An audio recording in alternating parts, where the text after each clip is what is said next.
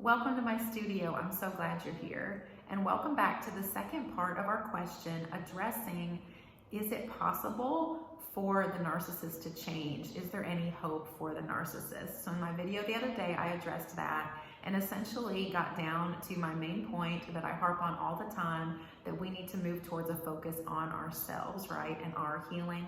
We can't control them, and if they change or not, we need to focus on ourselves. And I know this is so hard. This is a common issue coming out of this type of abuse.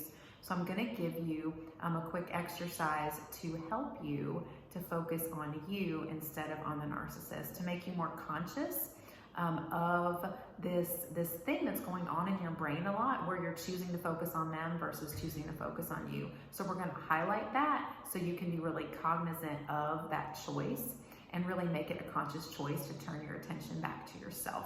We're going to do that with a visual, of course, with some artwork. So I love circles, as we know. I love mandalas, so we do that a lot here. And I'm going to have you, first of all, just choose a piece of paper, any kind of paper, scrap paper, whatever. It doesn't have to be this large.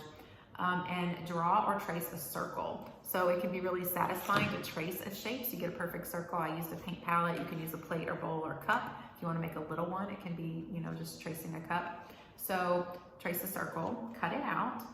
And then, so we're gonna draw on both sides of the circle, and that's one reason we cut it out. There's an illustration I did a while back. It's on an Instagram video. If you follow me on Instagram, you can go find it. It's called Be the Yellow Circle. And I had a circle that was yellow on one side and red on the other. And I was talking about how we can't look at both sides at the same time. The yellow, that I was saying be the yellow circle, represented us. It represented you and your healing and moving forward. And the other side, the red, represented focus on the narcissist and continuing to gather information about them. So this activity is really taking that, that example, that visual aid, a step further, okay? So what I want you to do on the first side of your circle, of your mandala, is to fill it up with lines, shapes, and colors that represent you. So instead of just the solid yellow to represent you, I want you to choose lines, shapes, and colors to be you. So I always talk about going with your intuition and picking up, colors that just speak to you. So I picked up a blue. I really like blue. That's something related to my identity. I'm going to add some yellow on there. I want something bright and vibrant in the middle. I chose a gray paper, so it's probably not going to show up as vibrant. Okay, and then I did like this light kind of pink color. So that was just done really quick for the sake of example. It can be this simple, or it can be really in-depth and really beautiful and detailed. It's up to you, okay? But no matter how long you spend on it, just take time to really think about you and something that could represent you and that feels beautiful to you and calming, something that you enjoy looking at and connects you back to who you are. Now, if you're also a words person and words are important, feel free to write along the edge here. I could write the phrase that just came to me. I was thinking of an I am statement. I am whole, like I am whole and complete without the narcissist, okay? So I am whole. So I wrote that on there. If you want to write words, feel free.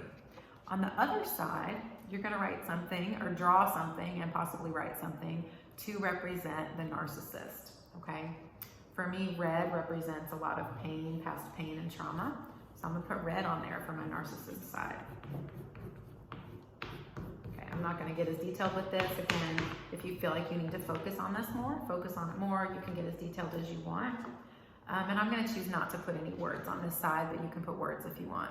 So I literally just drew some lines, okay? This can be a beautiful mandala, or it can be just a scribble, some lines. So they look very different though, right? Because I'm thinking about the emotions I have towards myself and feeling centered and whole and caring for myself versus the emotions I have about the narcissist in my life, okay? So what I want you to do is find a place to set this in your living space, or you can tape it up on a wall or on your bathroom mirror, someplace you're going to see it daily. If I was going to do this, I would maybe tape it up next to a mirror on my dresser where I look every morning. So put it somewhere where you're going to see it daily. If you don't want to tape it up, just lay it down on a table or counter somewhere where you're going to see it. And let it serve as a visual prompt to consider, am I focused on myself and my wholeness and my recovery and my healing and what I can control today and in this moment? Or am I focused on the narcissist? And I want you to be honest with yourself. If you're focused on the narcissist, flip it over and leave it there. This might sound silly, but this is impactful for our brains. Leave it there until you're ready to turn it over. It might stay there till the next morning and you wake up and you're like, oh, that's not my focus today. This is my focus today, okay? I want this to be a conscious act where you're stopping to think. It's a prompt that causes you to stop and think and act on, am I focusing on myself or on the narcissist? Now the goal is to keep it on this side, right? But I want you to be honest with yourself. Again, if you're really focused on the narcissist and trying to please them or trying to help them or fix them, or even if you're just thinking about it, be honest and flip it over, okay? And remember, be gentle with yourself. You're not wrong or bad or backtracking in your healing if you find it on this side quite a bit.